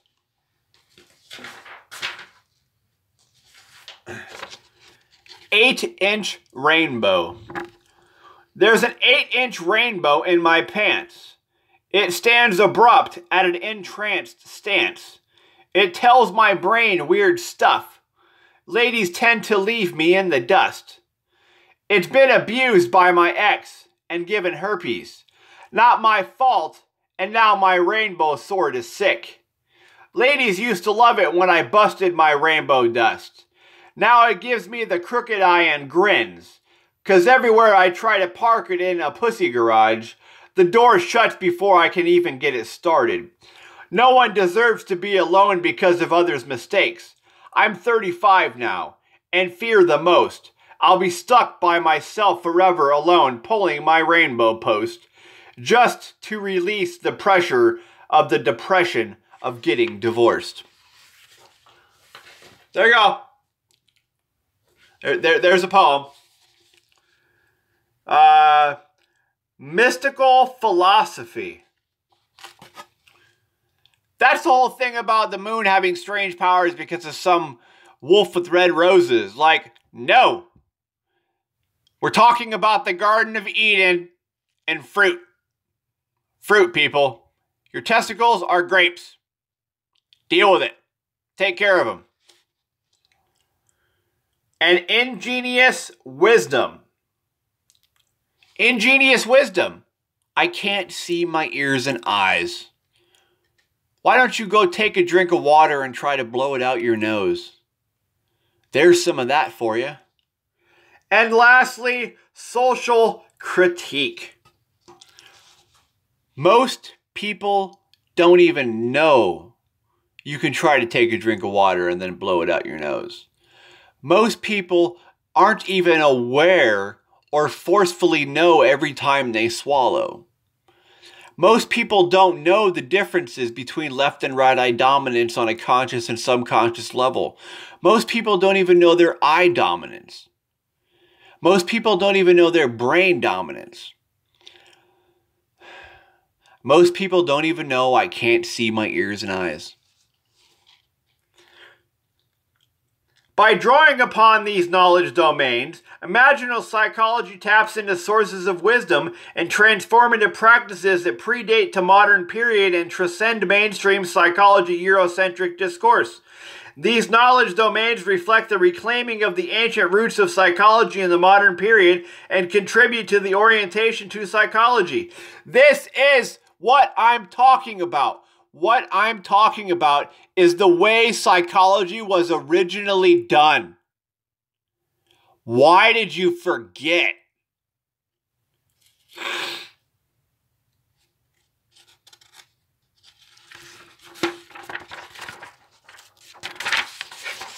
We might not get through this whole thing. So, like, it's 17 pages. We're going to it. And then I'm going to contact the government and say, you need to know this information. You wanted it done. You want an Imaginal Psychology bridge to modern day psychology. Here are the videos that do it. Pardon me if I said a couple cuss words.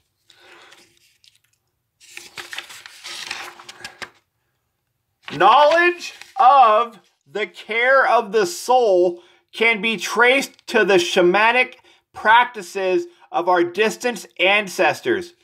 The roots of Imaginal Psychology are in shamanism, and shamans are its ritual specialists. As the knowledge domains imply by the inclusion of communal, cultural, societal, and ecological perspectives, soul does not belong exclusively to the human individual or human world, but is more encompassing fabric in which the sacred web of life is held. As the knowledge domains imply by the inclusion of communal, how we get along, how we travel, how we communicate, how we don't communicate, how we read body language. Cultural. Why do we have different cultural practices? America doesn't have culture. America's culture is buy money, have sex, do drugs. That is not a culture, people. Societal and ecological perspectives. How do you perceive the society you live in? I perceive the society I live in as a small tribe. 67 people live here, and everybody knows everybody. And they're friendly to you. Now, the ecological perspectives. I live by a river. That river keeps bugs away from my community or my tribe during the summer because all the bugs are at the river. It's quite nice outside without all those bugs around. We don't spray. We have a river nearby. The river takes care of our community in that way. We can go swimming on the river. We can take our animals down there to play fetch.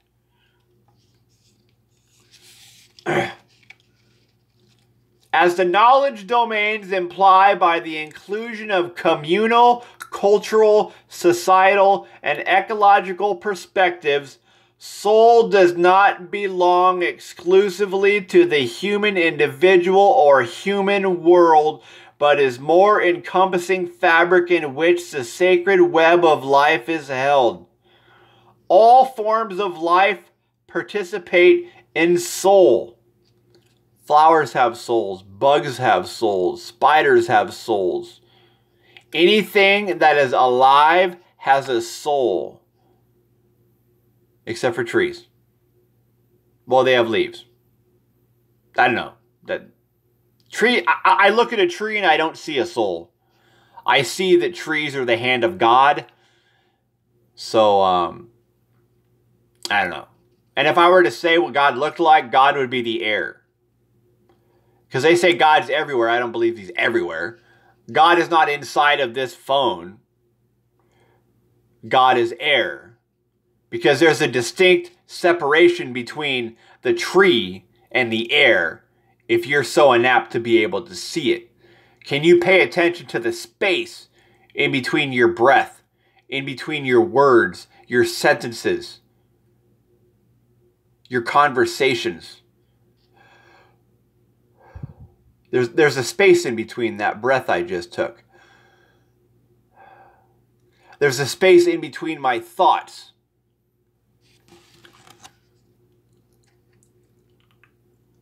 The orientation of imaginal psychology moves towards the recognition that the entire world is ensouled, hence deserving our respect and the working out of right relationship. We don't treat our material objects very well. We could stop making material objects for 20 years and still have enough to live with. We would not be damaged if we stopped making stuff and buying stuff besides food. I don't know where all these material objects are going that you don't want.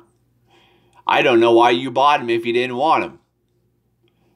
Like, I'll keep them until they break. And if I can fix them, I'll fix them before I throw them away. It's weird. You guys make too much stuff. There's too many material objects on this planet. Stop making things for 20 years. Or 10. Or just stop making stuff until we actually have to start making stuff again. You should know. We keep making stuff and then we ship it off to a different store where it's cheaper. And we ship it off to a different store where it's cheaper. And then finally it ends up in the Goodwill or the trash can. And we don't know why we're making so much stuff, because why are we buying so much stuff? What good could we do with all the money we spend on buying stuff that we never use because we replace our stuff right away because we get tired of our stuff? Where could that money be going? To put solar panels on every house in your tribe. By the way, a town is a tribe. I shouldn't have to be repeating myself on these issues.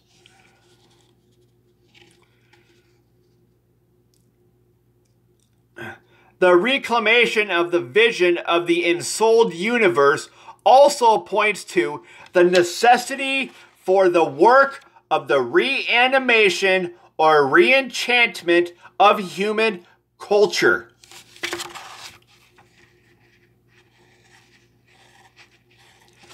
We are not enchanted. We are not animated. We are robots. I am a robot. You do what you're told to do every day so you can get money to buy stuff to have sex and do drugs. There's no enchantment anymore. There's no romance. There's no chivalry. There's no respect. I should be being respected by everybody I meet for the shit that comes out of my mouth, but it's been so long gone that we don't know what it is in this country. But if I moved and became a shaman, people would love me. And I'm not even that brown. But we need to reanimate ourselves.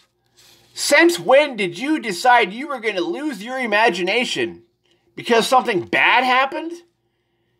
I've lost count on how many traumatizing events have happened in my life. I stopped counting at 8. And then reenchantment. Do you not miss just feeling bliss?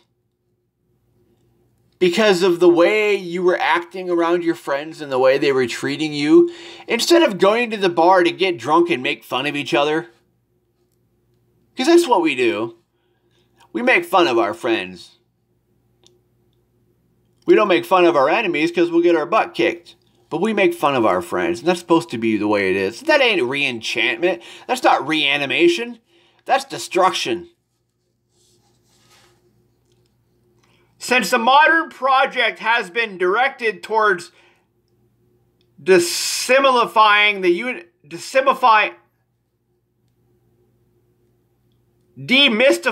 universe. Wow.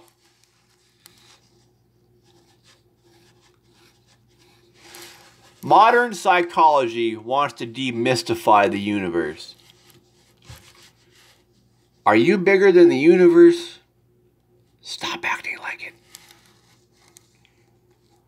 The postmodern task is of reanimating the universe is a considerable one. What are you doing, Strawberry Heart? You got your Dalmatian nose going, or did you find a spoon? Either way, man, your strawberry's still a heart. Or whatever, your heart's still a strawberry. That's how we reanimate us. And that's what this tampon is going to do when I sell it in stores.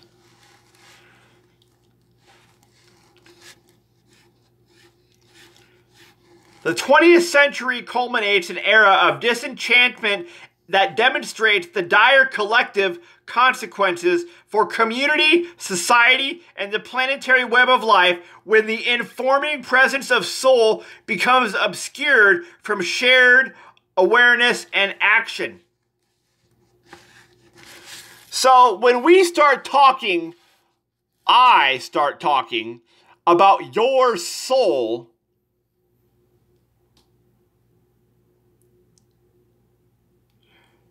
society gives me consequences for it. I get in trouble. I get punished. I get punished for talking about the soul. I get punished for talking about the soul of the universe. One soul of the universe. Every human on planet Earth can sit down and meditate and reach enlightenment. But yet 90% of the planet won't do it. If you want to meet your soul, you can do that. Close your eyes, breathe through your nose for an hour without swallowing, and you will meet your soul. Now granted, left eye dominant people probably meet their soul just one day by accident walking around, and they're like, well, that's okay, dude. You could be a little flute playing mushroom all you want. You and your little buddies just toot along. But if you're right eye dominant, pretending that saying the word never mind is a bad idea is not getting the planet any further to living in outer space.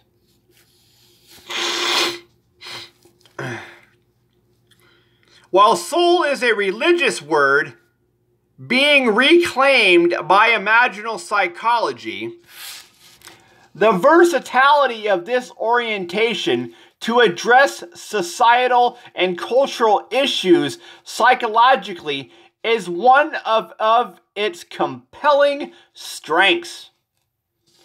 I have done this way too much, and I am not going to start talking about all the social problems you guys have that I see. You may not have any that are watching this, but some of the people I see in person, I don't really feel how I have to talk about them. They need to be listening to me to change their views on what I am.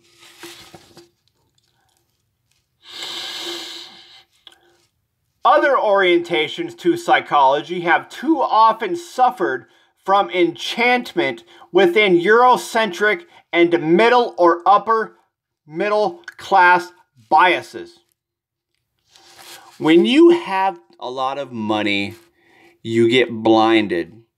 The people that have the money are blinded and provide ways to blind the lesser rich public to follow their views of blindedness. Therefore, most of the public is blinded by all this money that they don't even have.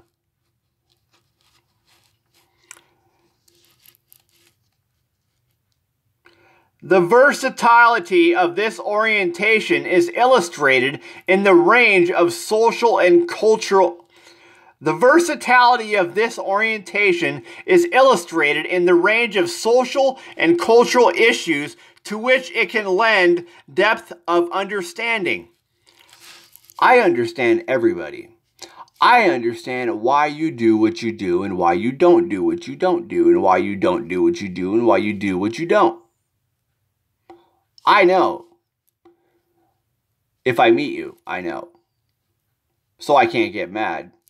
I just don't have to talk to you or about you and put you in my head and rent my space to you.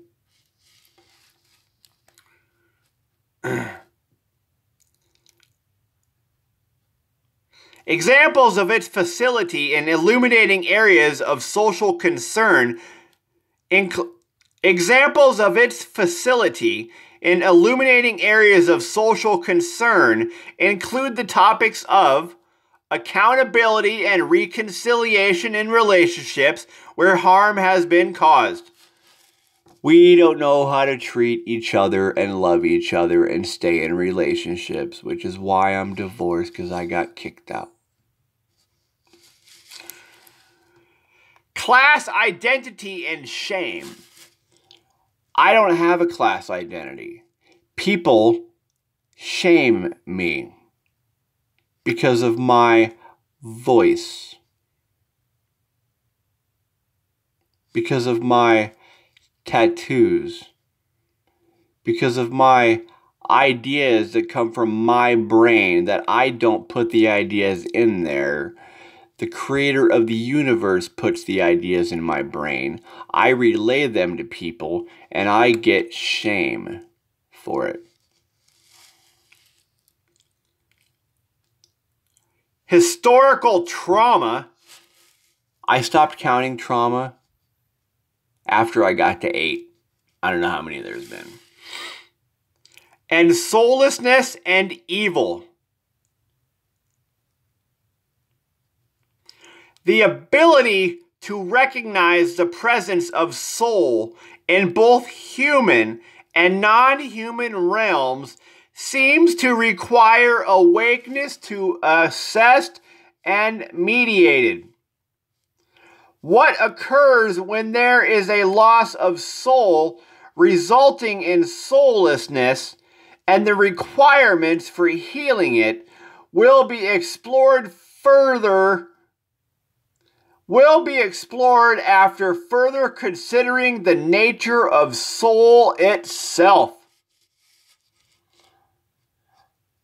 I am going to let you go. We will give you the first chapter to decide on how you feel about this. And we will get to chapter 2, called Soul, some other time. And I will leave you with this sentence that is in bold. Imaginal psychology is a newly coalescing orientation within the field of psychology with an ancient taproot.